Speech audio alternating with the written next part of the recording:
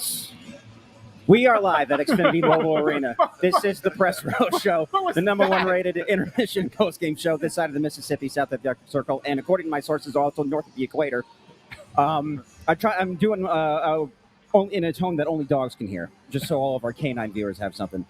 So welcome in. We have a loaded panel here. Yes. Intern Andrew filling in for Russ Joy. He's still in the Empire State, I believe. He'll be back tomorrow for the radio show. Yep. To my left, Anthony SanFilippo, and a rare pregame appearance from Chris Bundy Therien, and making his long-awaited Press Row Show season debut, we finally have the man, the myth, the legend, Bill Meltzer. Bill, thank you for joining us. My pleasure. All right. So, what was the last game? Saturday? We had the Press Row Show here, and we mentioned that Ant said to Bundy, what do you think about Dvorak? And Bundy said, he hasn't done much. He immediately scores. Like literally 30 seconds Right. the next shift. It was really the next shift. Second intermission, I say to Ant, Trevor Zegras pretty impressive, 6 assists in 8 games, and Ant's like, well, I'd like to see him score more. Immediately scores 2 goals. Yes. So while we're on the theme of speaking things into existence, if you watched our post-game show that day, the last thing Ant and I talked about was, I don't know if it's the right thing for Jet Luchenko to be here. And then 48 hours later, Jet Luchenko not here. So obviously we've talked about Luchenko on this program ad nauseum. This will probably be the last time he comes up for a while, but we'll put a bow on him. Bill, we haven't gotten your thoughts yet on Luchenko, though. So do you think this is the right move? I didn't think there was too much choice. Right. You want him to sit around and then have a conditioning sim with the Phantoms. Is he better off playing 8 minutes occasionally? I didn't like any of the options, but the rules are the rules, so they're stuck with it. It kind of stinks that he can't play in the American League until next year because that's really where he belongs right now. But yeah, I saw the benefit of giving him another look on the NHL team, even though he was injured this summer and he kind of got a late start and he didn't have a great camp, but ultimately though, big picture, a couple years down the line, speculating, but I think he'll ultimately be fine, right? I think he's going to be a good playmaking center. Obviously has the speed, he has the two-way awareness. Now, will he ever shoot the puck enough to score? I don't know. But, but I think he's going to ultimately be just fine as a middle six center, two-way ability. And, one thing I'll take issue with, something some people have said, he didn't dominate the OHL.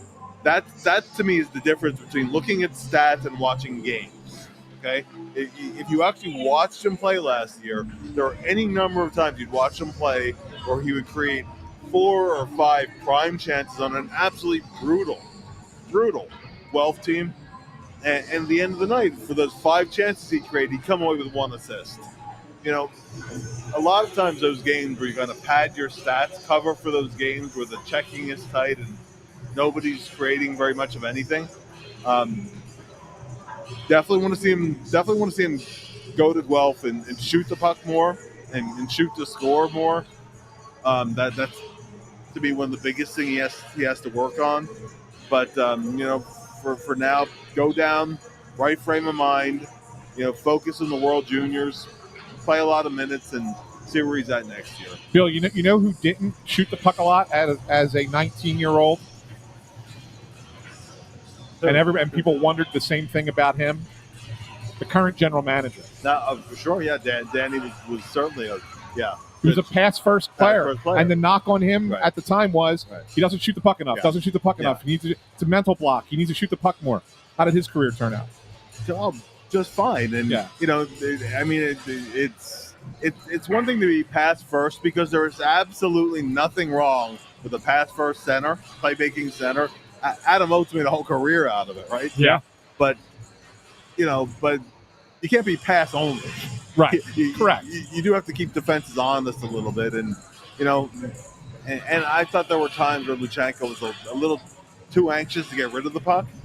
So we'll see where he is in a few years. But no, players evolve over time, and totally a different kind of a player. right? But Braden Shen had a couple of cups of coffee in the NHL as a teenager because he was kind of too good for junior hockey at that point, not quite ready for the NHL, and could play in the AHL.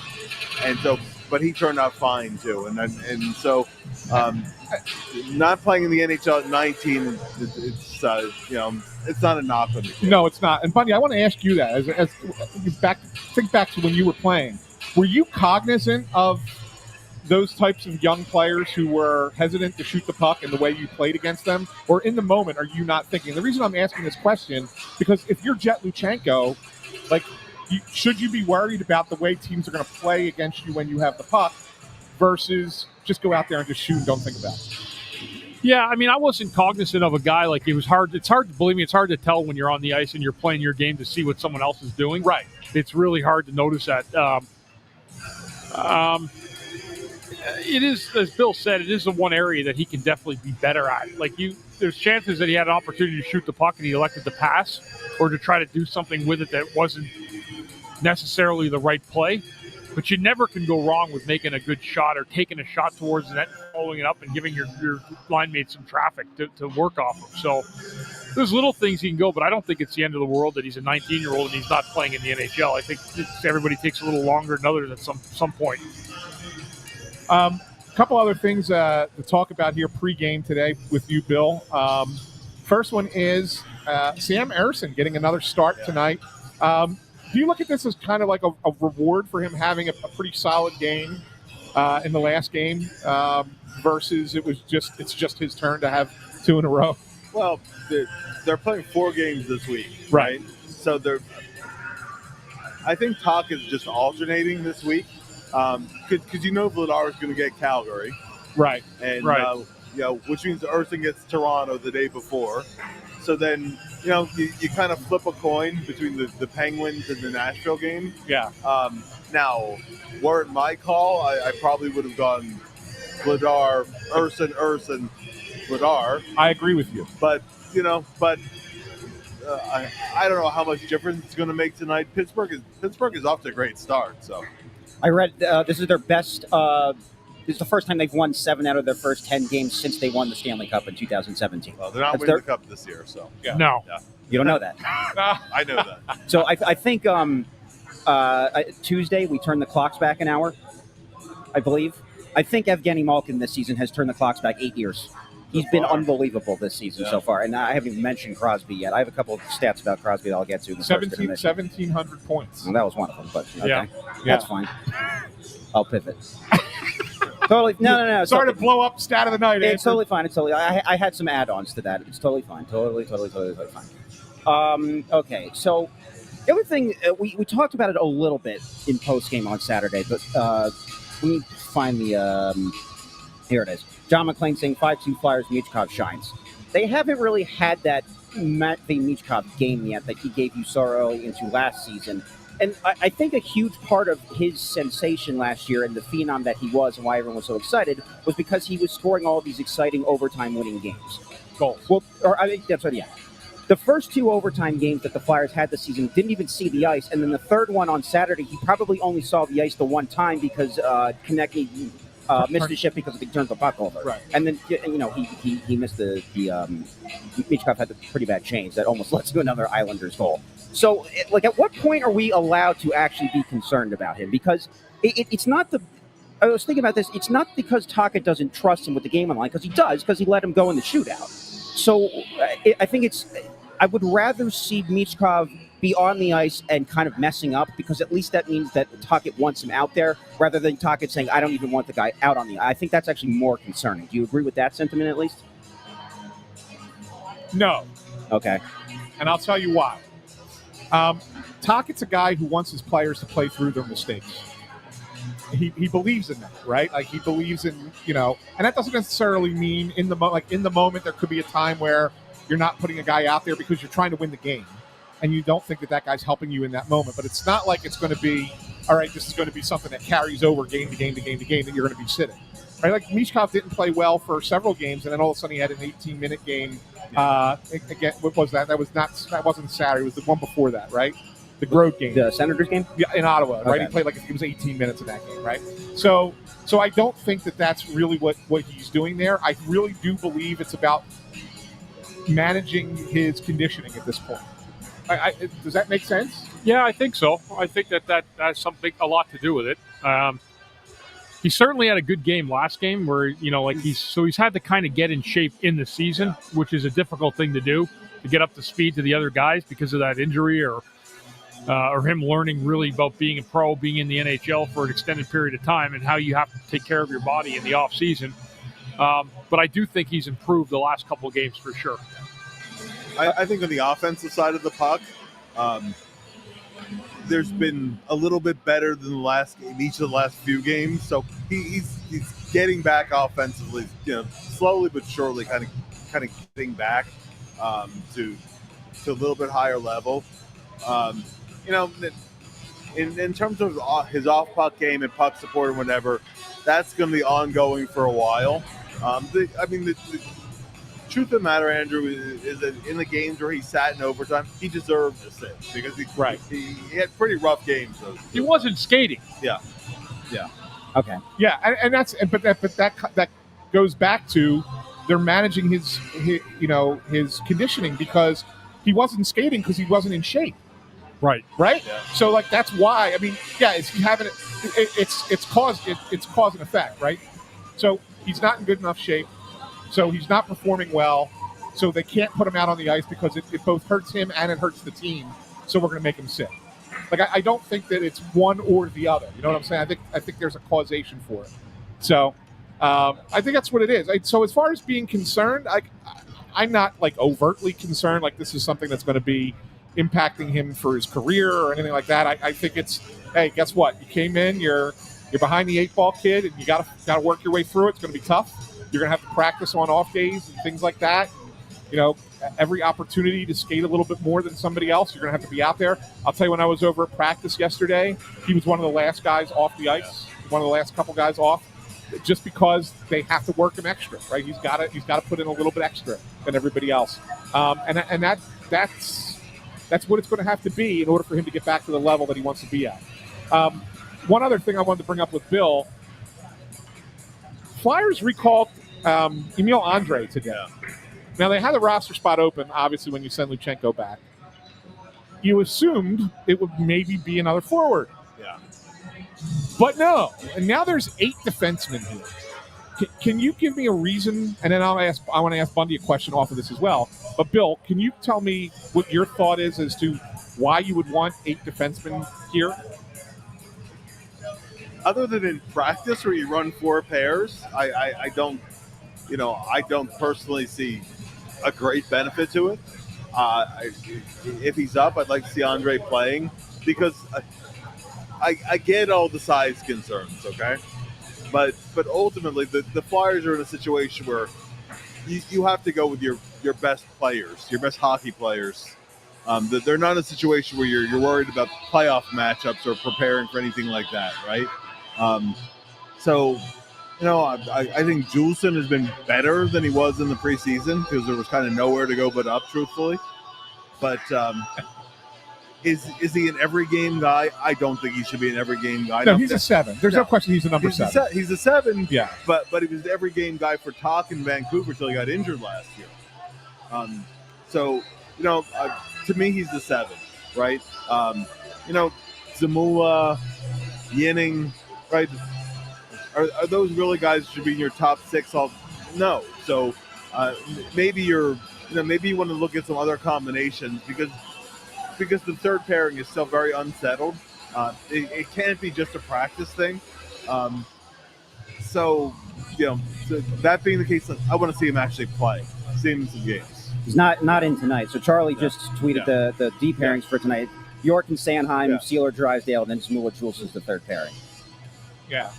Okay. So, Bundy, the question for you, what was it like when you guys had 8D in the room? How hard was it for – I mean, obviously you were going to be in the lineup, right? So for you personally, it wasn't difficult. But, I mean, you were friends with these guys and you were teammates. And Like, what, is it difficult for them to kind of go through that? It is, and I just read a comment that talked to me like it for practice. It's great for practice because you have 4 defensemen on each side. Yeah. When you break the lines up, so it's like having 4 lines, but it's the same as having 2 sets of defense pairs because it equals out to 4 sets. So I like it. I mean, when you have 6 defensemen, is obviously too light. I went one year where I only had 6 defensemen on the roster, and it really takes a lot out of you in practice. Yeah. I've been on teams where we've had 8 defensemen, and I find it a lot more efficient, especially having good hard practices early in the season. It's always good to have that extra defenseman back there to really help out with practice. And the interesting thing is, the way the schedule has worked out for the Flyers, they're getting more practice now than they have in years. Yeah. Right? In the beginning of the season, because they're home. It's not like they're playing a lot of games. The schedule is a little bit condensed because of the Olympic break, but the way that the schedule fell, that all these games in October are at home in early November. And so because of that, you're getting in full practices at home as opposed to you're on the road and you got to go from one city to the next and you maybe get like a light skate in or whatever, a short practice, but not really like a full on thing that you're doing. I think that they put, like, for Tocchet, I think that this is a benefit for him, right? Yeah, it's a luxury having that extra guy, and you can really be able to, and work in the extra defenseman. You have that 4th pair defense group. That's a good thing to have too, because you're also working those guys in NHL practices, and they're only getting better as well, especially your depth players. This is crazy, guys, because they're playing so many games at home early. By November 12th. They'll have already played a quarter of their home schedule. It'll be by the way. So they have to make hay during this stretch at home during this night, and so far so good, right? But they have to keep winning at home. That's why these next 4 games are pretty important. Yeah, they're really important games. So I like this. This is an interesting question here. When Russo comes back, I assume Zamula stays and Jewell goes down. So when Ristolainen does eventually come back, where is he going to slide in, and then who's going to? Well, okay, it's a good question, but the reality of it is we're about a month away from that. Anything can happen in a month, right? So somebody else could get hurt, and it changes the answer that I'm about to give you. Okay. But if everyone is healthy, if all these guys are healthy in a month, I would bet that Zamula goes on waivers, unless he's traded. Which I guess that there's always a possibility of that too. If he's playing better and another team sees the value there, you might be able to get a something for him, right? A draft, like a late round draft pick or something.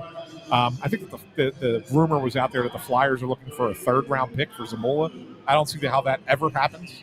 Yeah, that's a lot. That's a lot for him. I mean, maybe that's the ask because you just keep the price high, but there's no prayer you're ever getting a 3rd round pick. If you get a 5th round pick for Zamula, I think that's a success. Okay. So I think that ultimately that would probably be the direction that it goes. I saved this comment because I think it's an interesting question as well. How many games do you give it before making a decision on goalie, making someone the clear number 1? I don't know that they ever will. 82. Like that's what I mean. Until they're actually in the playoffs. Obviously, you don't want to be rotating goalies in the playoffs if you can avoid it.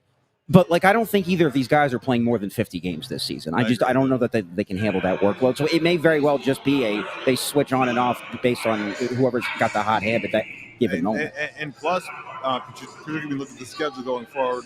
There's a lot of back-to-back and 3 and 4 situations. Yeah, so, back-to-back this weekend. Yeah, well, this weekend is the first one. Yeah, but there's so many of those.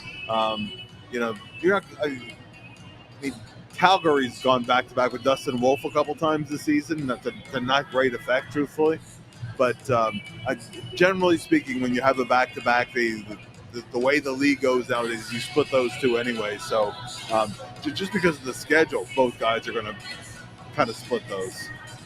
Okay. Yeah, and so look, you might have to answer that question sooner, right, Bundy? If one guy's not as good as the other guy, one guy might take a step forward, right?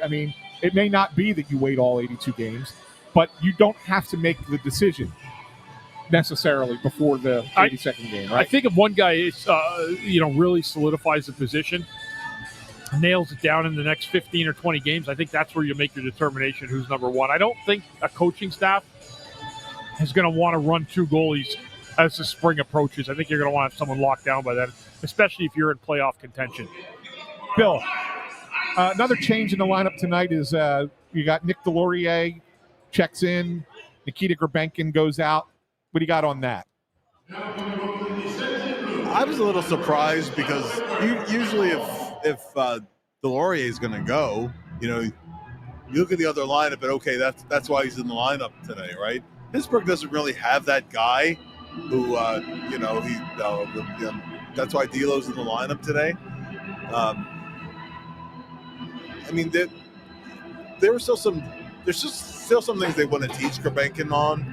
I don't know if tonight's the night to do it, but like kind of going in, and Jason Martinez and I were talking about it. I think Grabenkin will play 7 or 8 out of every 10 games, probably more like 8 out of every 10. He will sit occasionally. Now with the back-to-back this weekend, I thought maybe he might sit one of those again. Well, he's going to play against Toronto. He'll play against his former team, right? Right. Yeah. Former organization.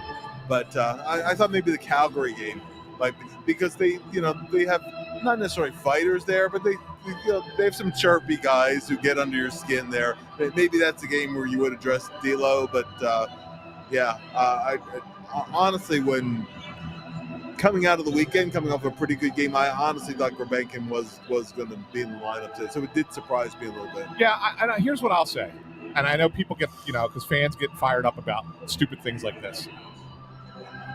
Nick Delorier is going to play 25 games this year. He's going to play 25. Does it matter which 25 that he's going to play? I don't know, especially early in the season. I don't think we need to overanalyze it, right, Bundy? I mean, you think about players like that, who have played over the years. There's going to be a fourth-line guy who plays a small number of games, and it's good. It's like, get that guy in, and you're teaching a young player a little bit of something by sitting them out. Yeah, and I think there's probably some stuff Grabenkin can learn as he moves forward, things that they can teach him off the, watching games and then learning through video the games he's not playing. I'm with Bill on this one. I was looking at Pittsburgh's roster. I don't know if they have anybody that's able to combat Delorier. I don't think they do, Bill, do they? No, there's no obvious guy. Right, even the last game I can remember him playing was against Minnesota. Yeah. And they had Marcus Foligno. Yeah. And that was kind of like a reach for Foligno. He'll fight, but he usually doesn't fight other teams' heavyweights. Honestly, I thought maybe against the Islanders might be a game, right, where you get him in. Like a Scott Mayfield type of guy who was in and out of the box all night long. What was your line, Andrew, about Mayfield? Well, I got the math wrong. I just realized, but I said that he had 19 minutes of ice time. The other 41 minutes he was in the penalty box. Yeah. He had, all kidding aside, he had 9 minutes of penalties in that game. Yeah, he did. Granted, Hathaway had 7, but speaking of Hathaway, I starred this comment here. GJG asks, could Hathaway get a Paling-type return? Worst case scenario, the Flyers have to sell it all at the deadline. You're not going to get Trevor Zegras for Garnet Hathaway. Right. Well, there was more to it than just Ryan there was, Paling. They coveted Paling, though. Clearly, Anaheim did wanted a guy with defensive prowess come back, and he played really well late in the year for the Flyers. But no, Garnet Hathaway's not going to get you that. You're not take more than that. Yeah, not at all. There was one other thing. Sounds like, Bill, obviously with Luchenko going out, it looks like Abels is going to be locked into that number 4 center spot. And if there's an injury, you have other guys who are wingers who can play center. You could do that. You always slide Zegras back to a regular center position or whatever. So you don't have to worry about depth so much. But it sounds like that they're pretty set on keeping him here now for the season. I heard that they told him, his family's back home in Latvia, but told him, they can bring him over, look for a place to stay. He's not going to be up and down anymore. I think that's a feather in his cap, even though he's only going to play 8 to 10 minutes a night. No, real nice story, right? He certainly more than paid his dues to be up here. Now, there's still always competition. Like if you look at the Phantoms so far this year, Carson Dorward's off to a pretty good start. They have a guy like Peterson who has some NHL experience. And you do have the versatility of maybe moving a guy over. I mean, Abels can play wing as well as center too. So he's a versatile guy who can play around the line. But I think the bottom line is he's earned it, right? He had a good camp, and he's a smart hockey player. Actually, when he was mostly playing in the minor leagues in Europe. I used to use him as an example, saying like, look at this guy who plays on all the international teams, and Latvia is not the deepest international team, but Bundy's with them. He's the first power play guy for them, right? Yeah. When he's with the Phantoms, if you had to slide him up and play him 18 or even 20 minutes, sometimes he could do that. He's a really good hockey player. He's a little on the slow side, right? He's not a guy you're going to play in the upper half of the lineup too much in the NHL unless it's a given game with injuries or something. But he's versatile. He's a veteran, and he brings some different skills. So definitely a feather in his cap. Yeah, that's great. That's good. Good for him. Good for him. He is a good story, and he's a good guy. I can tell you that too. Just had a really good conversation with him at practice yesterday, and just a really, really good dude. Yeah, he was also part of that scrum with the Islanders the other day. He slammed McLean down to the slammed down McLean to the ice. That was good. All right, Bill. Before we get you out of here, it's we're going into our picks time, and I want to kind of get your thoughts on the game for tonight. Is this matchup, the rivalry renewed? I guess. Yeah, a little not a vintage game necessarily, but no. My prediction for tonight with Pittsburgh on a back-to-back, coming off a pretty big win against St. Louis. I have the Flyers winning it 4-3. That seems to be the number of the night. Wait, do you really? Yeah. So Bill, we have a group chat because we had to send it to Russ to tell him what our picks were for tonight, and my pick, Andrew's pick, Bundy's pick, were all 4-3 Flyers. That's crazy. That's wild. Well, Russ will hear this, and then he'll try to be the black sheep and just go, 6-1 Penguins. Yes, Russ is going completely different tonight. There's no question. That's assuming that he's even alert and aware of what's going on up in New York right now. I'm sure he's watching, or he will watch at some point. At some point he'll watch. But, he goes on these business trips. They usually have like a nice business dinner and business drinks, plural, and gets into a crazy night for Russell. Yeah, but I could see him having like the one AirPod in the one ear, just listening. He's done that before. Yeah, just having a conversation while simultaneously listening to a podcast. Yes. He cares about the show. I'll give him that. Yeah. So just so you know, we'll get that tweet out as soon as Russ answers us. We don't know when that'll be, but those are our picks. We don't know what Russ's pick is, but as soon as he answers us, that'll get out on X.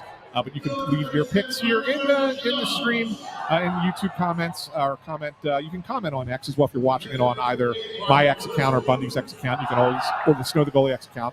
You can leave your comment there as well. And our wonderful Allison will be gathering all those picks. Bless you, Allison. After YouTube has changed the way that the names show up, they are now these @ signs, and they're not the people's names anymore, which stinks for her. She's got to try and figure out who's who. But yes, you can leave your picks there for us. But Bill Meltzer, thank you as always. Always a pleasure, guys. For hopping on. You're the best. Hockey Hot Stove, man. How's that going? It's going great. If people want to check out, we had a column from Bundy today on some of the best chirps he had on the ice. There's some great stuff from Craig Rubio. Really? Yeah, Hockey Hot Stove. I retweeted it. Oh, well, now, so I got to read that, and we got to talk about it during intermission.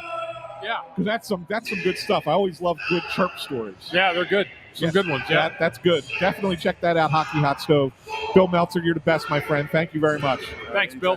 Yeah, good stuff. Good stuff. All right, guys. Well, Andrew, you going to take us out here, or do you want me to do it? I was going to adjust the camera. Oh, okay. I'll take us out then. So you can adjust the camera. We still have 6 minutes. Are they about to do the anthem? Like, what? Everything went silent all of a sudden. Oh, okay. I guess they're doing the intro here. All right. Yeah. So we still have 5 more minutes to go. So Bundy, you didn't really get to say. I mean, I announced your score, but like, why do you think this is a 4-3 Flyers win? Like, what do you think? The biggest reason for me was Pittsburgh had another really convincing win against a good playoff team in St. Louis from last year. Crosby's playing at his best, and they're scoring a lot of goals. So I think it's going to be harder for him here tonight against Philadelphia, who should be feeling good after their win. And I think the Flyers have the ability to score 4 goals on Pittsburgh tonight if they take advantage of this defense. You can really go after the Pittsburgh defense with Letang and Carlson and be really physical and authoritative with the puck in the corner. You can take pucks to the front of the net. That's what's amazing to me as to how that team has gotten off to such a good start. I know. When you're relying on those guys, yes, to be your top D pair, or top D guys, not D pair, but D guys. Right? They don't defend. They don't care to defend at all. Yeah, that's right. That's what I'm saying. One last thing I wanted to ask you about. So tonight is the what they call the hockey equinox. All 32 teams playing tonight, staggered start times. Do you think that matters? Like, do people are sitting there saying, "Go, oh, I can check in on the ending of every game because they all start 15 minutes apart from each other"? Yeah, I mean it's a cool premise to have every team play, but why wouldn't you do it on a Saturday where you can start the games at noon? Correct. Yeah, this is ridiculous, and I'll be honest with you, the marketing or the PR campaign for it has been terrible. Terrible. I haven't seen anything about it. They haven't been selling it. I mean, they're selling MAC football action more than they are the Frozen Frenzy tonight. Way to go, ESPN. Way to go. I don't know why they spent all that money to get the NHL rights, and they're just totally fumbling the bag on how to broadcast them. Because it's ESPN. No, but they do other things well. Like, they do college football well, I think. And they used to do. Remember the college basketball? They would they have games like 48 hours consecutively. But think about it. You say they do college football well and college basketball well, and they kind of do. But take a look at what now you have other networks challenging them on. You know, Fox now has their own college football show that's rivaling Game Day, right? And now you're going to start. CBS really goes hard on college basketball after a certain point once football season's over. Yes. And it really kind of pushes against it. So, like, there are other networks that are looking at it and saying, we can compete with ESPN in these things. I just don't understand. Like, if you compare ESPN and TNT's coverage of the NHL, it's night and day. Yeah, I think TNT is so much better than ESPN. They make it like a big event. Yes. ESPN makes it like it's just another game. Yeah, exactly. Hey, Tuckett used to be on that, didn't he? Yes, he did. He did, yeah. Yes, he did. But you guys know I love Biz, so. Yes. Not even I don't even know who's on ESPN. Is this Messier still? Yeah, it's a whole different group. Torts is on there now. Oh, that's right. I forgot about that. Torts is there. I saw him the other night. Of course, he got radio or TV job, didn't he? Yeah. Bundy, since you're not on radio, did you have like a 3 keys prepared at all, or no? I didn't do a 3 keys for tonight because I didn't do radio, but the big key tonight will be getting to the middle of the ice, both ways, defensively and offensively. That's where the Flyers are built to play that way. They're being taught to play that way, and that's where they're going to have to win this hockey game tonight. All right. Do you guys have any? I mean, we might as well just end it right here. We got 2 minutes left. Yeah, we got 2 minutes, and they're about to do it's time for Flyers hockey. Everybody's going to come on the ice, and then we're going to have Lauren Hart, and then the game will start. All right, so it'll be us 3 back here, first intermission. I'll have my I have to come up with the new stats because you took mine. But I only took 1. That's fine. It's fine. Just 1. I have plenty. But thank you again for watching. I'll have the StatCast up here in just a second. When the first period's over, switch on over to our YouTube or Twitter, Facebook, Instagram, probably. I don't know where Russ has all this going, but we'll be back and give you some analysis on what happened in the first 20. Thank you, everyone, for watching, and we'll see you in just a little bit as soon as I find the outro music. Oh, there it is. Found it. All right, talk to you later.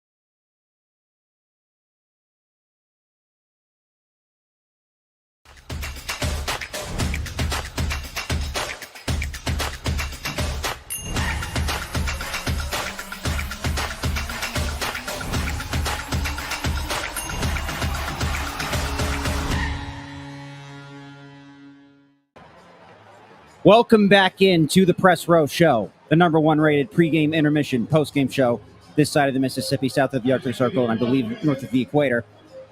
Took a little while for that period to get going. Then Penguins to get a goal. Flyers respond shortly thereafter, and I don't want to sound the alarms too quickly. The Flyers power play might be a thing again. It might actually be a thing again. It was a nice goal. It was really nice setup. You know, Bundy, it's an interesting thing, like what the way that power plays have kind of evolved, right, over time. I mean, currently you have a power play that is pretty much like a 1-3-1 Right. setup, right? Yeah. And most teams are doing this nowadays. It's not like this is just something that the Flyers are doing. Most teams do this. It's kind of gotten away from when you either used to have the umbrella kind of set up with 2 at the top and 3 down low, or the overload to one side or whatever. They've kind of gone to this 1-3-1 thing. And for whatever reason, the Flyers have been towards the bottom of the standings for the last couple of years, mostly because they've lacked talent.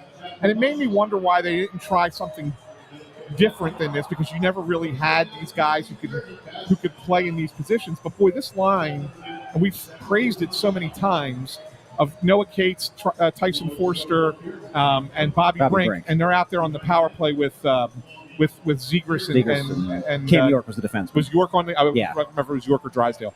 York was a defenseman. I know that's normally the number 2 pair, but those guys are guys who can make that work a little bit. Yeah.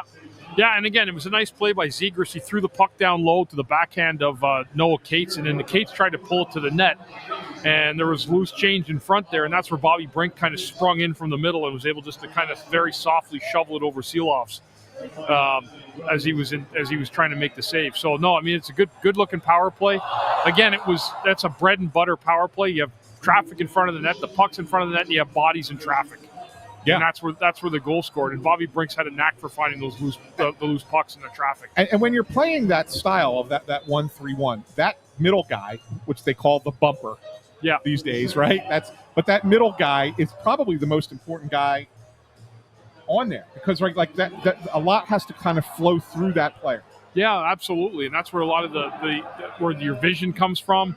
That player in that situation is the guy that's going to be able to try. Either he can take it to the net, or he can make a play out of that, and that's why it's a unique situation. If the bumper, usually you want to have that guy just bringing the puck off the corner, right? If there's a play, then you bump it back out for the one-timer. Yeah. But with Cates right there in that play and the thing, I love the fact he tried to pull it actually to the front of the net. Yeah, no, that's good. That's a good little. It was a good little play. Good little end of the period. On the whole, I thought it was a pretty solid period for the Flyers.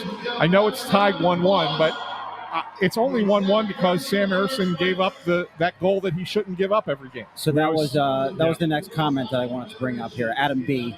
Ersson killed the momentum, but they played great. And I mean, it was almost like a carbon copy of what happened with the Islanders game the other day, where it looked like the Flyers actually had momentum. They had the 2-on-1 chance with Michkov early, and then Michkov from the corner with that great pass to Sealer, who would join the rush, got in front, and Sealer got stopped. And then, the thing with Ersson, we gave him his credit on Saturday. Once he actually finally began facing shots against the Islanders, he actually got into a little bit of a rhythm. So I think if you're the Flyers, you'll take 7 out of 8 from him. I know that was a bad goal, but you'll take 7 out of 8 from him. Hopefully he can get into a little bit of a rhythm. And here's the thing. We know Pittsburgh is going to get theirs in this game. Pittsburgh's second in the league right now in goals for a game. They're averaging 3.8 right now. They're second only behind New Jersey, the only team that scores at a higher clip than they do. So once he faces more shots and gets into a little bit of more of a rhythm, I think the Flyers may actually have something. Because here's the thing. On the other end of the ice, that guy Shelovs for Pittsburgh has been fantastic for them this season. So if you're the Flyers, hammering away on him and getting 10 shots on net, I think is really, really the formula for them to win. So is that a comment or a question? Both. Well, you guys are the experts. I'm just the... You're just throwing it out there. I like it. I like it. I'm the Liam McHugh of this. No, look. I know you want to give him credit when he plays well, and deservedly so. He played well the other game, last game. I still think that there's a problem. You can't have that happen every game. And I don't care if he comes out and makes 32 saves today and they win the game, 3-2, whatever. You still made the game a little bit harder on your team by not making that one save. Now, look. I would care if he did that. Yeah, but games, bad goals happen. And so, if they happen from time to time, it's a thing, right? I mean, it's part of the game. But when they consistently happen game after game after game, then to me that starts to become an issue with the player, right? Yeah, and it's like 1 goal a game. You know, and I know you said, well, he did a good job and stopped 7 out of 8. He should have stopped 8 out of 8. Yes, he should not have given that goal up. That's not. Okay. That is not a goal you can give up. Like that is just as soft as puppy poo. You can't have it. You can't have it. You just can't have it. That's a game. Beginning of the game, your team's going good, and you just don't want to have that softy go in that has no business going in the net. So I know when you're thinking of these great Penguins goal scorers they have, Justin Brazeau is probably not the name that comes to your mind first. Did it go over his shoulder, or did it sneak in between him and the post? No, it was between him and the post. Yeah. It was a short side goal. It was like just over his skate. It wasn't even that high. It wasn't even like halfway up. It was, okay. I didn't see the replay. It was maybe 8 inches off the ice. Yeah. Maybe like that's roughly what it was. Yeah, no, he just it looks like he was against the post and he went to kind of shift his body like into an upward spot to kind of try and think like he's going to take away a higher shot, and it opened up just enough room. And even a guy like Brazeau, who's not your top end goal scorer at this level, guys have the skill to find that little spot to put the puck in, and they find it, and he did. So yeah, that's a weak goal. He was leaking. He was leaking there. That's just a goal that just can't go in. Yeah, soft as puppy poo. Soft as puppy. That's gonna become a sounder. You hate to. Yeah, Russ, you paying attention? Soft as puppy hate poo. to hear it. Speaking of Russ, I was actually going to bring him up. Yeah. Believe it or not, I actually listened to his show the other day. His show yesterday. You were the one? I listened to it today. Yeah. Okay. So he actually brought up the fact that he actually thought that Cam York was having a pretty good season to start out, which for him to say that is he really, really means it, because you know how he feels about the fact that the Flyers picked him instead of Cole Caulfield a few years ago. No. So, I mean, again, I think he's been good tonight. Like I said, he was on the ice for that power play goal. Bundy, what do you think about just the Flyers defensemen in general today? Because they've been pretty good. Some changes. I think they've battled the puck pretty well. I think they've done a good job of keeping Pittsburgh to the outside, which is one of their chores with the forward involved as well in that box and one situation that they play defensively. But I think defensively they've moved the puck well. They've bided their time, and they've moved it up to the forwards with efficiency. Interesting thing I wanted to bring up in this game, and I'm going to pull up the stats here as I talk about it. But you guys may have noticed that the fourth line had a pretty regular shift going on out there in that first period. I just want to kind of take a look at the minutes just to do a quick update of what it is. But it looks like five shifts that they had in that first period. And most of the other lines had either 6 or 7. So they took a pretty regular shift for a fourth line, Bundy. To talk about the way that they played, the way that they've looked. I think they've looked good. And then why might the Flyers be looking to use them a little bit? Well, they have 4 and 6 nights, the Flyers. So This is an opportunity. They play Tuesday, Thursday, Saturday, Sunday, all home games. And that's tough, believe it or not. Even when you think it's easy when it's home games, it's actually tough when you play that many in just a few nights. So I think right now the way Tockett's been using the fourth line, he's been using them quite a bit. And that's going to be less taxing on the rest of the lineup as these 4 games come into fruition when you hit the weekend. Yeah, and I think you're going to see Gurbenkin will get back in place of Delorier, so you'll have a fresh Gurbenkin the next game. And they might split the time on that line, much like the goalies are going to split time over these 4 games. So I think that's a unique thing. And like you said, you don't want to overburden your top 3 lines in the first of 4 and 6, right? Because if you got guys got to play 22, 23 minutes tonight, what are they going to look like come Sunday? Right. So you're trying to manage those minutes. And so it's really kind of playing this game. Yeah, you're playing to win this game, but you're also playing to win as much as you can over the course of the 4 games. So knowing what the schedule is coming up, how far in advance do you think Tocchet is mapping out who's going to play on which day? Obviously, all that's subject to change. It could change on any given day. But do you think he has an idea of what he wants to do already for Saturday and Sunday? Yeah, I mean, yeah, sure. And Thursday. Yeah, I think he has an idea. I mean, obviously, like you said, anything can change, Andrew, right? But I would bet that Delorier gets another start in the next 3 games. I would think he would get 1 more, and Gurbenkin would get the other 2. Okay. Yeah. So my Aunt Maureen is trying to steal my segment. Maureen. She has a trivia question. Yeah. So I read this a second ago. I don't know the answer. Sidney Crosby, the youngest captain in NHL history, won the Stanley Cup final. Who's second youngest? I read that. The first name that popped into my head was Landeskog. Is that correct? I don't know. No, I don't think that's correct. It's the second youngest. Was it Bobby Clark? Was he? Yeah, I don't know. He was captain. He would have been like 20. 24. I think Crosby was like 21, wasn't he? 21 or 22. 20, he might have been 22.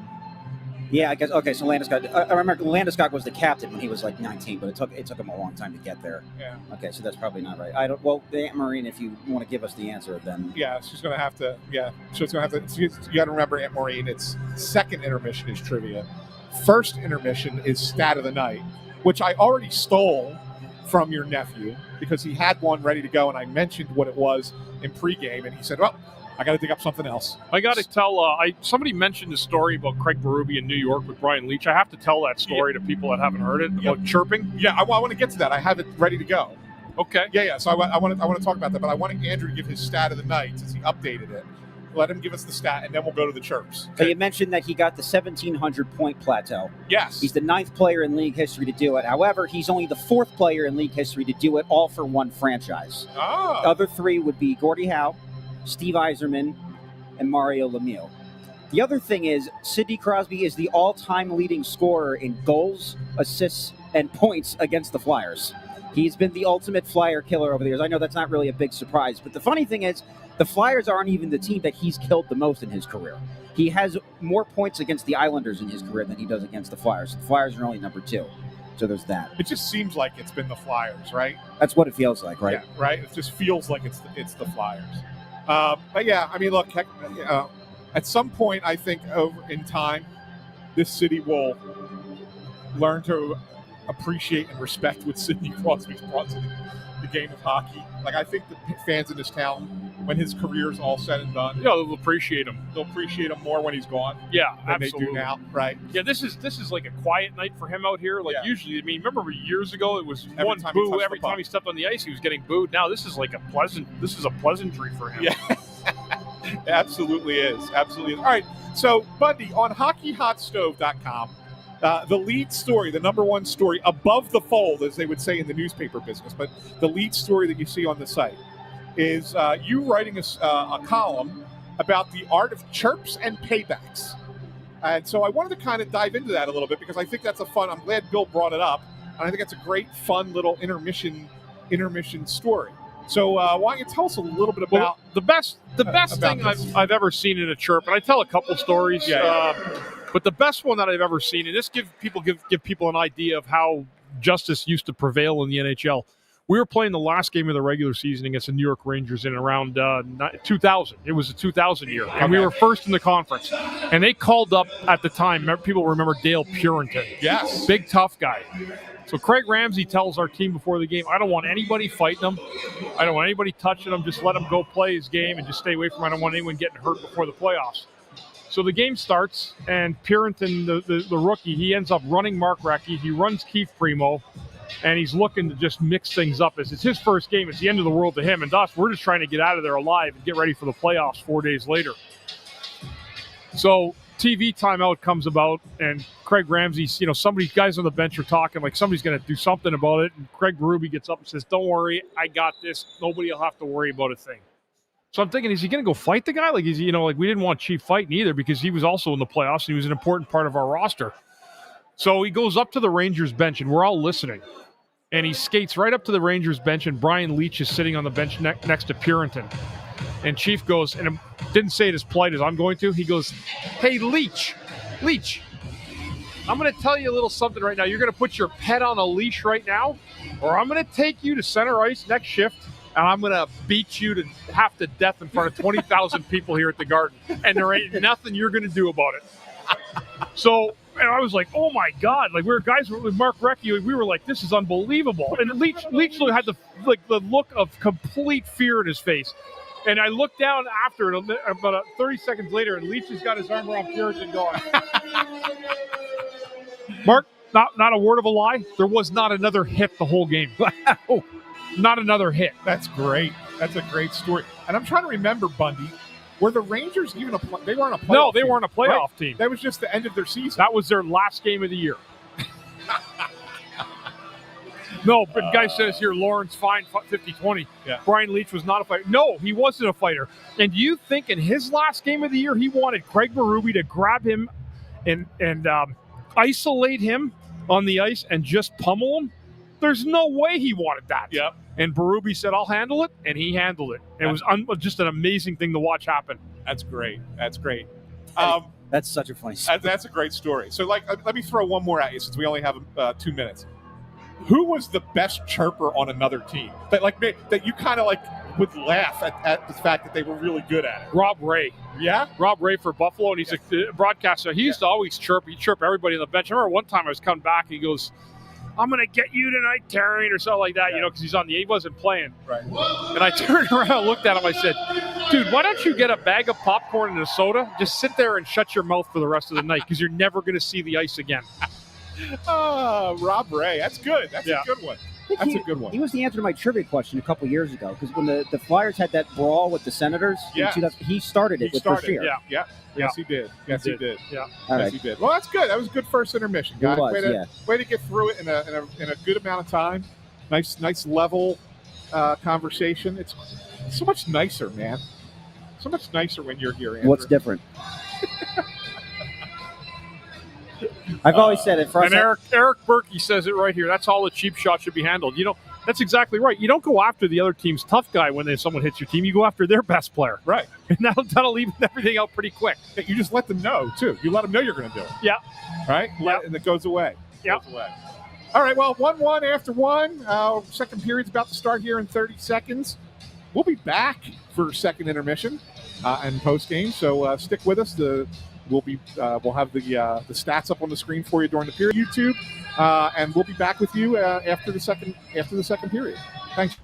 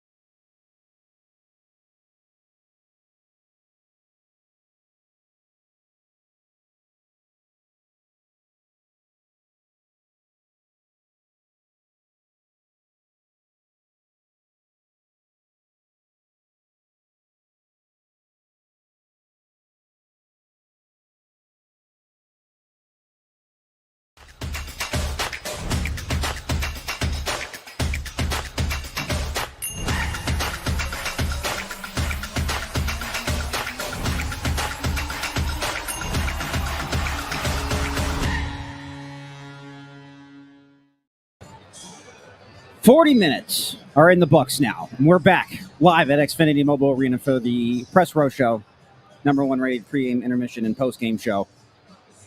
This is now back-to-back periods that the Flyers have put up double-digit shots on Pittsburgh. That was actually a 14 spot for the Flyers in the second period there, all over the Penguins. And there's a lot good there that we can break down. I'll start with the penalty kill. I think that we should. I said that Pittsburgh came into this game the number two scoring team in the league. They also came in as the number 2 power play team in the league, 33%. Ottawa's the only team with a better power play than them. Flyers are 3 for 3 on the penalty kill. The first penalty of that period on Brink. As soon as Brink got out of the penalty box, the Flyers get up on the rush. Konechny open from the circle. He shoots, and at long last, he was sitting on it for a while. He gets his 200th career goal. I think just the second goal of the season, right? And, and the Flyers took the lead. And Pittsburgh really didn't have any better chances after that. They controlled the pace of play completely. I'm going to make a bold statement right now. The Penguins stink. How's that for bold? Yeah, we were talking about it. They're not very good. It's amazing they have the record they have. I know. Playing like this is unbelievable. And I know it's a back-to-back. Yeah, right. That's part of it. But defensively, they're terrible. I mean, how bad was the play by Erik Karlsson when the Flyers were shorthanded? And he just let Noah Cates go get the puck. Just let him. Just said, go ahead. Gave him, opened up his arm to him and said, go get the puck, and I won't make a play. And then the Flyers almost scored because of it. Right. And then afterwards, he's all mad at himself and smashing his stick across the crossbar. And it's like, are you kidding me? You didn't even try. My buddy, that's a Penguins fan, texted me after that. He said that he put more effort into breaking his stick than he did on the entire power play. So, yes, but I don't want that to take away from the period the Flyers had, because when you play a team that's not very good or not playing very well, you should dominate the period, dominate the play against them, right? Yeah. And that's what the Flyers have done that period. They continue to impress. They continue to roll 4 lines out there. For anybody who questioned why Nick Delorier was in the lineup tonight, he's played pretty darn well. Yeah, actually, yeah. He's gotten the pucks in deep. He's made some good passes. He's got some hits. He's forechecked. Yeah, he's been fine tonight. No problem with him at all. Yeah. And so you look at it all the way through. Would you have liked to see them get another goal in there to kind of have a better cushion than just 2-1? Yes. But Silvos has made a couple of really nice. That's how you pronounce that, right? Shelovs. Whatever. I YouTubed it. I YouTubed it because I know I was going to have to say his name. The Penguins announcers call him Shelovs. Shelovs? All right, there you go. Yeah. All right. So there you go. Shelovs made 2 really good saves. One on Mishkov, and then the second one was, I think, on Tyson Forster. Yes. Tippett. Owen Tippett. That was the glove save. Yes, Owen Tippett. Yeah, that was a nice save. He's played well. Shelovs has played well in this game. Yeah. He's keeping him in it. Yeah, but that's it. Other than that, I don't think anybody from Pittsburgh's looked good. No, and the other thing we have to say was the Penguins' second power play was set up by Crosby taking a phantom stick to the head. Well, he did not get hit with the stick on the penalty by Cam York. Yeah, York's stick up. It was right, but it does not touch Crosby, and Crosby has a delayed throw the head back reaction, worthy of an Emmy, and the penalty was called. I think it was one of those reputation penalties. It's too bad that the Flyers didn't get a shorty, because that would have been the ultimate puck don't lie moment for them. Yes, for sure. But when you brought it up last intermission, saying, will the Philadelphia fans eventually respect Crosby for what he was? They may eventually, but he makes it really hard sometimes. He really does. Yeah. They're gonna love him and miss him when he's gone. Yeah, trust me, they are, and they did boo a little bit there. Yeah, we talked about that. We spoke it into existence, which we've become good at. If Crosby's last game is announced, right, and it's going to be his last time in Philadelphia, he gets a standing ovation. I agree. Yeah, I would guess probably similar reception to what Jeter got in his last game at Fenway. Right, he got a standing ovation. I'll tell you, so you won't remember this, Andrew, because you're too young. But Bundy, I believe you were on the ice, right, for Mario? Yes. When his last game, before it was really his last game. Yeah, right? and the crowd gave him a standing ovation. Yeah. Right? You were there for that. Yep. So they will show their respect when the time comes. I have faith in the Philadelphia fan that they will. 100% they would. If you knew it was his last game and you'd never see him again in the city, of course they'd give him. That's just a respect thing for being a great competitor. and a great guy to play against all these years. He made the rivalry fun. Yeah. Would you say he's solidified as a top 10 player of all time right now? No question. Yes. He's there. He's definitely there. I feel like a broken record talking about the Cates line, but man, they look really, really good tonight. They're really darting in and out of holes. They're supporting each other. They've had chances. Forster's moving his feet. He had a great chance on a kind of a half breakaway. He just missed the net on the shot. Yep. But they buzz. Like, they buzz in and out of corners. They get pucks. They make good plays to each other. They don't make high-risk plays. They're really, really, really shining as a line. Yeah, and Bobby Brink, to me, has looked maybe the best of the three tonight. That's not a knock on Noah Cates or Tyson Forster. They've all played well, but Bobby Brink has stood out just a little bit above them with the way he's playing. To think where he was a couple of years ago, Bundy, where he was in and out of the lineup, he's very inconsistent with his play. Yep. And it almost seemed like it was a flip the switch overnight kind of thing for him. Yeah, it's called development, though. Right. You do a good job with that and get guys up to snuff and up to par where they're supposed to be, and take away some of the mistakes they're making and find their groove. Get yourself a good hockey player in your hands, and that's exactly what they have with Bobby Brink. Yeah, but here's the thing with him. I'm not exactly sure that when they drafted him, they thought that he would be this responsible of a player.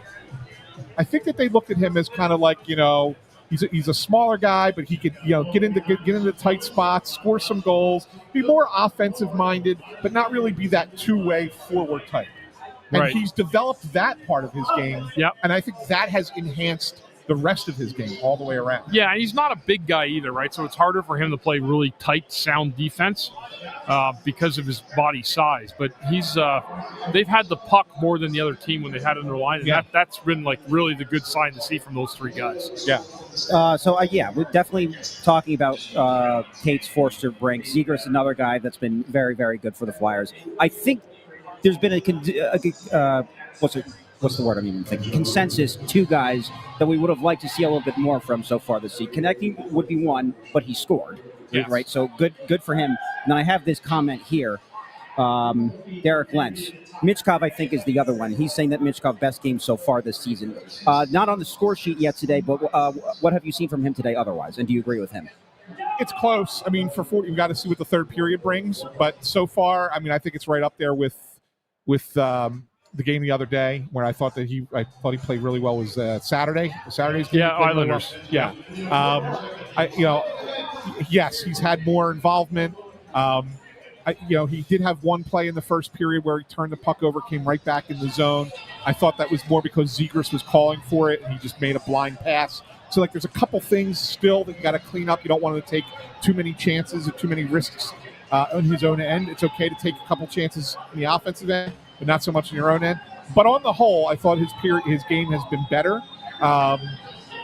He's still got to get there, right? Let's see what the third period brings, but it's not been a bad game by any means for Michkov. Right.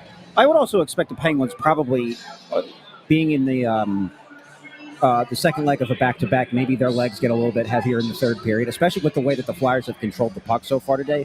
24 shots on net already. I would assume Pittsburgh's got to be really tired, right?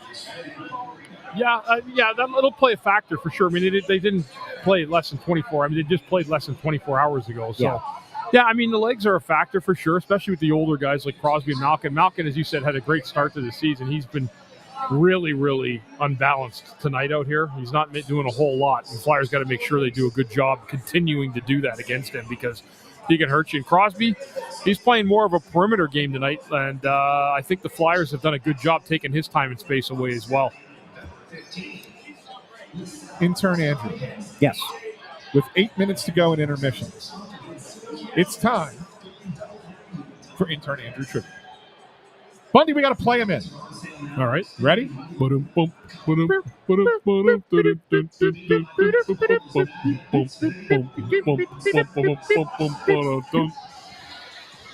Nicely done. Thank you. All right. So when I say this, it's not going to take you very long to guess where I'm going with it. May 4th, 2000. Flyers taking on the Pittsburgh Penguins. Keith Pramo, obviously, the 5 overtime game-winning goal. It's the third longest game in playoff hockey history. It's the longest game in modern hockey history. You got to go back to the 30s for the first two. Right. So the final score of that game was 2-1. Bundy, you played in it. Yep. Yes. I So did. obviously, other than Primo, do you know the other two guys who scored goals in that game? And other than the goalies, do you know the one skater in that game that had over an hour of ice time? Wow. Yeah, Dan McGillis. Really? That's correct. Wow. I thought that'd be the harder one. No, Dan McGillis did. He had the most minutes. Wow. And then I wouldn't have gotten John that. Leclerc scored off his head. Did? Yes. Um, I knew the group. obviously Primo, and then the Pittsburgh scored in the first minute of the game. I want to say it might have been Kovalev. It was. Get the Was hell it? out of here. It was. Yeah. You were on the ice. Because you were was I? -1, yeah. So Yeah, you were, okay. you were on the ice. Yeah, I was the start of the game. Yeah, It's your fault. my fault. Blame Your me. fault that it was 5 overtimes. 2 You would have minutes. defended Kovalev better. Do you remember how people don't really remember how we tied the game at 1 in the third period? Desjardins took a shot, it hit Leclerc in the head, Yes. and went into the net. Yeah. That's using your head. I do remember that. Absolutely. Yeah. 2 minutes and 22 seconds into the game, Kovalev scored. I never would have guessed Dan McGillis was the guy who had 60 minutes of. Yeah. 61:05. That's incredible. So So why would he have had it instead of the top pair guys? I don't know. Just the way the flows of the game went. Maybe he got caught out on a shift or two. You never know. But we were going 6D because we couldn't roll 4 anymore. We did 4 at times. Right. But with me and Desjardins and then Luke and McGillis, Right. Luke Richardson and McGillis. So Richardson 59, Desjardins 56. Mark Recchi actually had 53, and then you were 5th for the Flyers, 50 I minutes. was 44 -1, seconds. Andrew, but you left out one thing. What did I After leave he out? scored at the 2-minute mark, how many other goals did he get the rest of the night? None. There you go. No, you're right. There you go. But you know what? You're looking at minutes. Look Yeah. at total number of shifts. I bet you Bundy's second. He is. Desjardins is 1 with 73. Bundy is 71. He was Shifts. second on the Flyers. Yeah. Yeah, so you had the second most shifts. You guys were out there more than anybody. Yeah. Shift what? You might have cut your shift short, Yeah. like 30 seconds or whatever, probably in those overtimes, right? Yep.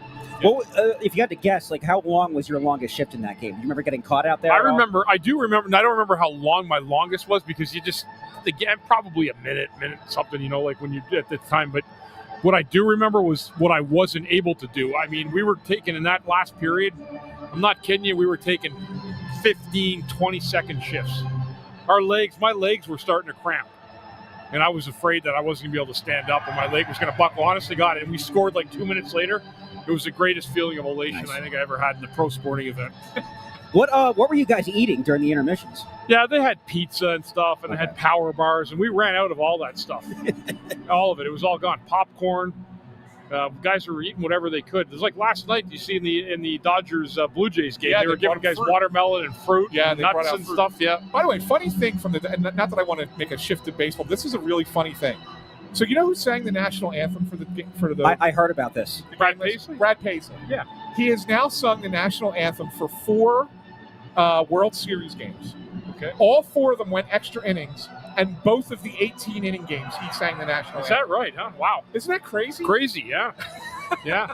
Was the other one was Dodgers Red Sox, I think, right? Yeah, 2018. 2018. That's Yeah. correct. Yeah. I'm curious, who would even think to research that?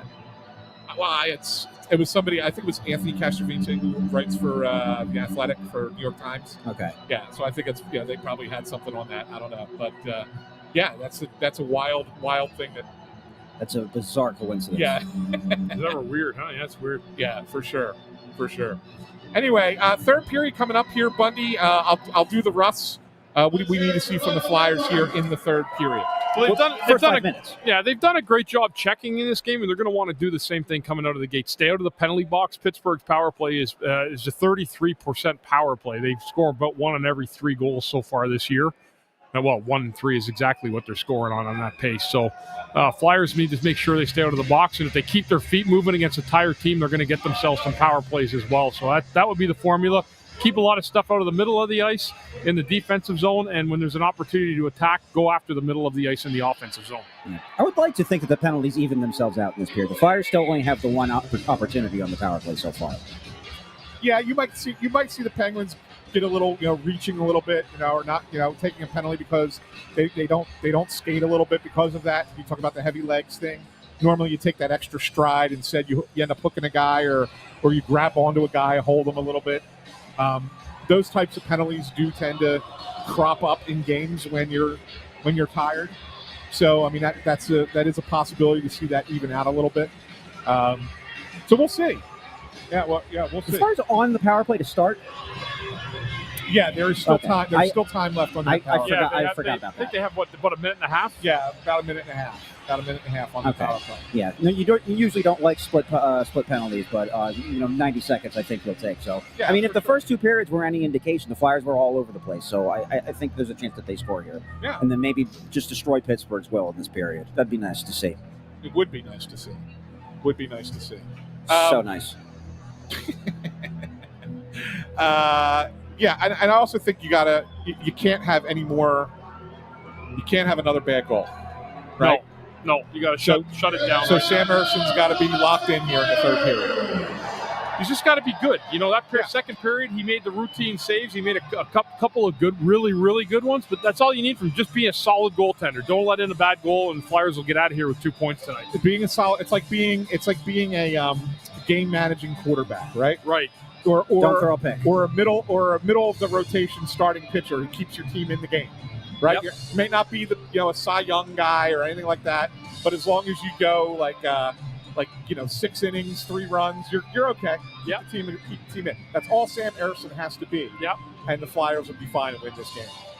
All right. Well, we got about 60 seconds. The players are back on the ice. Ann, are you staying up here for postgame, or are you going down? Yes, I will stay up here for the postgame. All right. We'll today. probably do like another 10 or 15 minute postgame, hopefully recapping the Flyers win. Yes, 10 or 15 minutes, and the primary reason, and I will say it, right, there's 2 primary reasons. One, we have to do 5 shows this week, 4 press row shows, and tomorrow night we're at Chickies and Pete's in Drexel Hill. So if you're in the area, come on out to see us 6 p.m. Chickies and Pete's at Drexel Hill, Pilgrim Garden Shopping Center. And secondly, I think everyone wants to flip on the World Series game 4 tonight, right? Yeah. After that epic last night, I think everyone wants to check out, see what Ohtani can do tonight as he's on the mound for the That Dodgers. guy's So just amazing. he's unbelievable. He is something else. All right, so we'll be back post game for intern Andrew, for Bundy. I'm Ant. We'll see you after the game.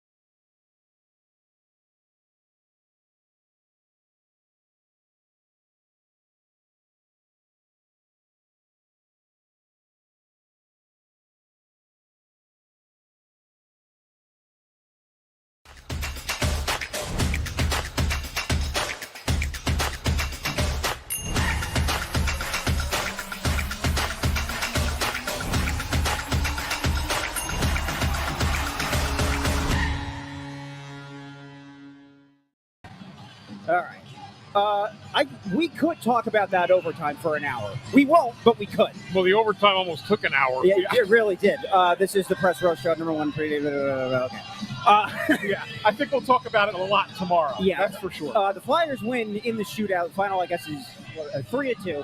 I mean, I don't even know where to start with that overtime. I guess we'll start with the first controversy. So, the Flyers' initial rush, Cates goes to the net. Looks like he got hit up high. No call. Fine, whatever. I'd rather the refs keep the whistle in their pocket in overtime anyway.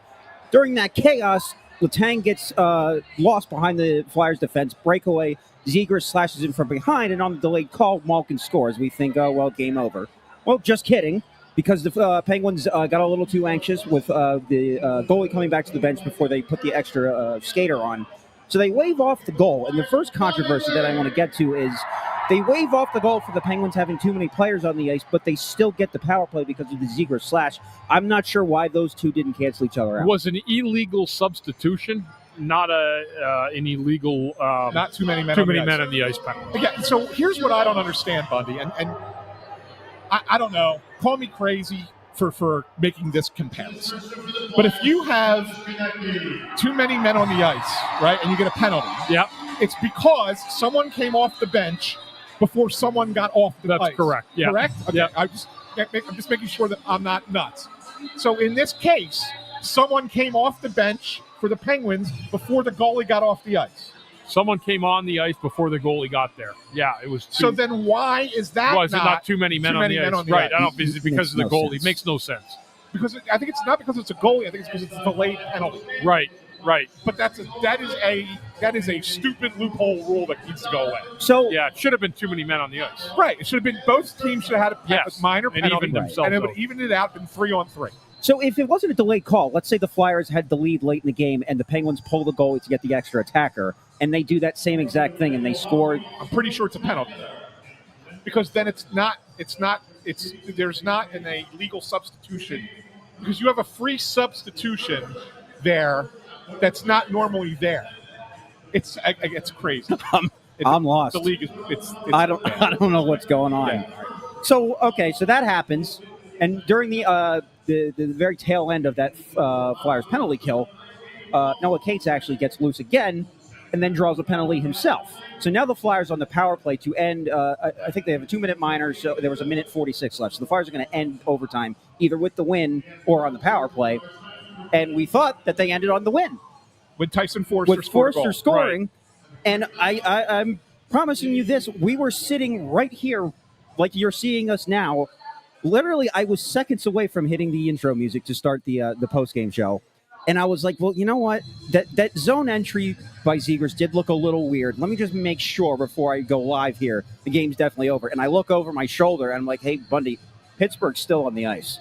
And he's like, why? And I'm like, I don't know. And it's like, maybe they're reviewing for offside. And they showed one replay angle here.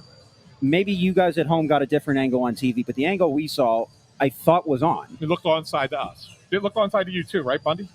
I didn't feel it like when it happened on the ice. I didn't notice it or feel it. Even the replay that we saw. Oh yeah, it didn't look offside. Right, it didn't look unless there was somebody on the far side of the ice that we weren't getting a replay of. Right, we only got the one replay, so we can't say for 100% certain. Maybe there was a TV angle that showed something different. But from what we saw, it looked onside. Flyers get burned there. But then there's more. There's more.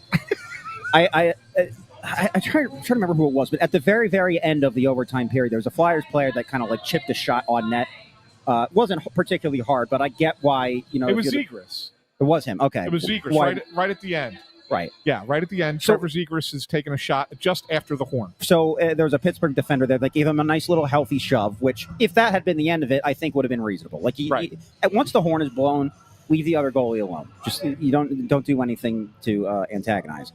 And it looked like that was just going to be the end of it. And I was actually thinking, weird for a Flyers-Penguins game. Not a lot of chippiness so far, and there really wasn't up until that point.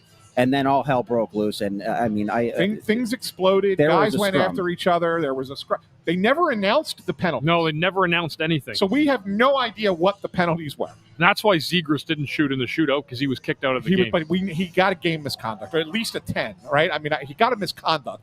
We don't know if it's a 10 or a game. So the reason he doesn't shoot in the shootout, where he's, by the way, 62%. Right. Okay. Second highest percentage in league history. Yes, is because he wasn't available because he took a misconduct penalty at the end of the game. So that's why now all of a sudden Bobby Brink has to go into the shootout rotation. And he goes, and lo and behold, he scores the game-winning goal. He undressed him. Yeah, he did. It was a beautiful move. It was a beautiful move, although I will say. He probably stopped like 3 times, though. Look, we don't. Buddy, do you want to keep playing? That's like traveling in basketball. They don't call it anymore, right? This game took 5 hours as it is. You wanted to go another round? It took 3 hours. How the hell's a game take 3 hours? It was unbelievable tonight. Unbelievable. That's insane. Early start. We're thinking, we're going to get home early. Yeah. Nah. Not happening. That was one thing we did not speak into existence. Yes, we did not. But I mean, yeah, I'm sure you guys will go into a little bit more detail tomorrow in Drexel Hill tomorrow night, right? Yes, Drexel Chickies Hill. and Pete's in Drexel Hill. Yeah. Yes. But I mean that maybe the wildest turn of events just in a 5-minute period of overtime. It was crazy that I've ever seen. It was. I've never seen anything like it. I've never seen. Both teams thought that they won, and neither of them were right. Correct. Yeah, that's true. Correct. Other than that, nobody won that until the shootout. Nobody won anything. Right. I mean that by the league didn't win anything. The fans didn't win anything. Nobody won. See it, Mike. Squat. NHL. Thank you for your stupid rules. Even their what are they called? The something frenzy. What is it called? The Frozen Frenzy. Frozen Frenzy. Yeah. They just threw it out there, but they never advertised for it. Good thing they staggered all of those ending times. Yeah. Good win though. Good win. Ultimately, all of the overtime stuff aside, it was a game that the Flyers probably should. The third period was the only period that the Penguins probably outplayed the Flyers today. They outshot them 9-8 in the third. And the Crosby goal, he definitely not could have put on Urson. That was a pretty fugazi goal that he just bounced in off of Sealer. Yeah. So not a ton that he could have done about that. Other than that, I think the Flyers deserve the win. This is their highest shot total of the season so far with 32. First time that they got to the 30 mark this season. So there's that at least. And, it's always good when you beat your arch nemesis. So the only other thing was overall, Bundy, what did you think of Michkov's game tonight? Another shootout goal for him. Yeah, beautiful shootout goal. Went to his backhand upstairs. Yeah, he had a good game. He's getting better every game. That's good. From where he was, and he's improving every night. So, I thought tonight he had another pretty decent game. All right. I know you wanted to keep it quick. Is there anything else that you wanted to get to, either of you guys? No, we got. We'll be here. We had Chickies and Pete's in Drexel Hill tomorrow at 6. Yes. Thursday night we're back here at 7:00. Who are we playing that night? Nashville. Okay. Saturday night 7:00 against Toronto, and Sunday night 7:00 against Calgary. Big homecoming game on Sunday. Homecoming game? Oh, Vladar. Oh, for Vladar. Yeah. Who's coming back? And Morgan Frost and Farabee. Yes. Oh, right. That actually made more sense. Everybody thought it would be the homecoming game for Scott Lawton on Saturday, but he's still hurt, right? So he's not going to be. Yes, that's right. He may be here. Whether he travels, I don't know, but he's not going to be playing in that game on Saturday. So there's that. So you'll be seeing a lot of us, and we'll be seeing a lot of you guys too. So thank you for tuning in tonight. Yeah, good stuff. Good stuff, Andrew. Way to fill in for you did an unbelievable job. Thank you, Bundy. I appreciate really that. Good. It means a lot coming from you. You know that, right? Well, you're well prepared. You're well prepared. You do a great job. Unlike the other guy. And you're positive. That's not true. Russ is great. I didn't say he was not great. I just said he's not well prepared. I disagree. So there you go. Disagree. All right. So thank you, everyone. Rate, review, subscribe, comment, retweet. I don't know. And shop.snowthegoalie.com. Those Darth Vladar shirts are still available. Star Wars night is coming up here. I can't remember when exactly it is, but if you're looking for something to wear, wear those Darth Vladar shirts for sure. Yes. All right. Wild night. We'll see you guys tomorrow night. Chickies and Pete's. Until then, see you later. Peace.